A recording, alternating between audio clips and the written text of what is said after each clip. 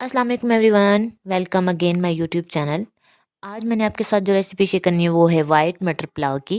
बहुत ही easy recipe है और ये मेरी मम्मा की रेसिपी है। मम्मा ने बनाए थे, कुछ साथ मैंने हेल्प कराई थी। बहुत इजी रेसिपी है, फटाफट से 5 मिनट के अंदर अंदर हमारे वाइट मटर पुलाव बहुत ही टेस्टी बनेंगे। उसको परफेक्ट रेसिपी मैं आपके साथ शेयर करूँगी। बहुत ही खिले खिले से और बहुत ही अच्छे चावल बनेंगे हमारे।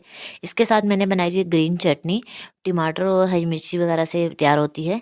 इसकी रेसिपी भी मैं अपने चैनल पे इंशाल्लाह ज़रूर शेयर करूँगी। लेकिन अभी मैंने सिर्फ वाइट मटर पुलाव की रेसिपी आपके साथ शेयर करनी है। इसके लिए मैंने लिए हैं मटर थोड़े से और थोड़ा आलू लिए हैं। आलू मैं बच्चों की वजह से डाल रही थी क्योंकि मेरे बच्चे शौक से खाते हैं। आप चाहें तो स्किप कर दें। हरी मिर्ची इस तरीके से हमने कटिंग करनी है।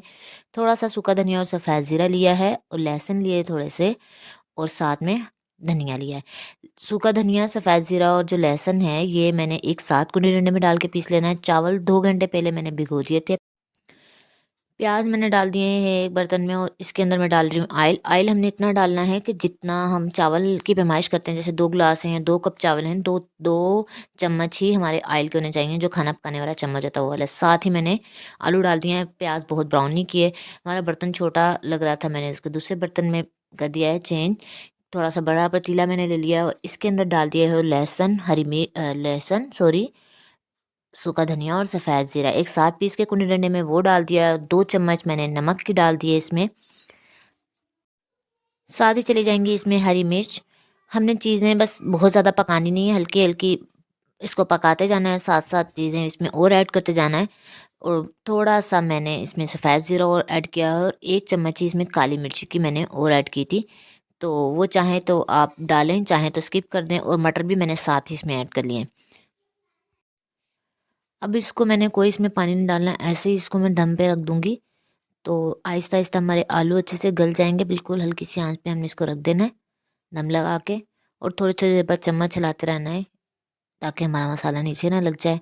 और इसको बहुत ज़्यादा हमने जैसे भूनना नहीं है कि इसको ब्राउन नहीं करना है, इससे हमारे चावलों का कलर चेंज हो जाएगा। हमने बिल्कुल वाइट चावल बनाने हैं, तो इसलिए हमने इसको ऐसे ही रखना है। बहुत ज़्यादा इसको भूनना नहीं, बस सिर्फ आलू गलाने हैं हल्की आँच पे दम पे। आपने अभी तक मेरे यूट्यूब चैनल को सब्सक्राइब नहीं किया तो सब्सक्राइब कर दें, बेल नोटिफिकेशन ऑन कर दें। ऐसी ही अच्छी-अच्छी और ईज़ी-ईज़ी रेसिपीज़ मैं शेयर करती रहती हूँ अपने चैनल पे। और कमेंट में ज़रूर बताएँ कि आपको मेरी रेसिपीज़ कैसी लगती हैं। वीडियो अच्छी लगे तो लाइक ज़रूर कीजिएगा। आलू हमारे तकरीबन गल चुके हैं और इसमें मैंने पानी डाल दिया। जितने हमारे चावल होते हैं उससे डबल हमेशा हम पानी डालते हैं।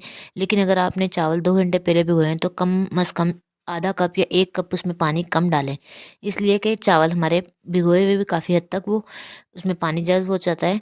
पानी पकने लग गया तो इसमें चावल डाल दिए हमने। जब चावलों का पानी पकने लग जाए, इस पॉइंट पे आप हल्का सा इसमें पानी लेके नमक टेस्ट कर लें कि इसमें नमक पूरा होना चाहिए। बाकी इसमें कोई चीज़ की भी कमी पेशी हो तो चल जाती है, लेकिन नमक अगर चावल में कम होगा तो बिल्कुल भी टेस्ट उसका अच्छा नहीं लगता। साथ ही हमने डाल दिया हरा धनिया। धनिया थोड़ा सा चावल पके तो हमने धनिया ऐड कर दिया था, बिल्कुल दम लगाते हुए ऐड नहीं किया कि थोड़ा सा धनिया भी इसके अंदर पक जाए। और फिर अब हम इसका पानी अच्छे से खुश्क करेंगे और फिर इसको दम लगा देंगे। बिल्कुल परफेक्ट रेसिपी आपके साथ शेयर की है मैंने और बिल्कुल परफेक्ट बनेंगे। आप पूरी रेसिपी को फॉलो करेंगे तो आपके वाइट मटर पुलाव बहुत ही टेस्टी और बहुत ही अच्छे बनेंगे।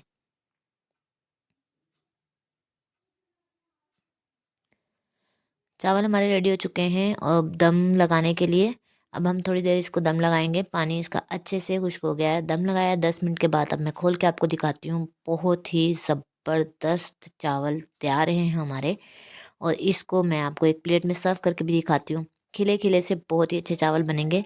ग्रीन-ग्रीन मटर इसमें बहुत ही टेस्टी लगते हैं। आलू आप चाहें तो डालें, चाहें तो स्किप कर दें। मैं तो बच्चों की वजह से डाल रही थी, बच्चे आलू वाले चावल शौक से खा लेते हैं।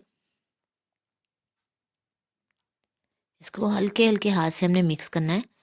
सारे चावल अच्छे से हमने एक बार हिला लेने हैं और फिर इसको रख देंगे। फिर आपके चावल बिल्कुल भी जुड़ेंगे नहीं, अलग-अलग रहेंगे। एक बार इसको अच्छे से दम खोल के इसको मिक्स कर लें।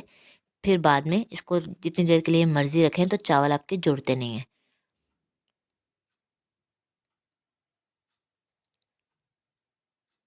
अब जा रही हैं एक प्लेट के अंदर और आपको मैं सर्व करके भी दिखा रही हूँ।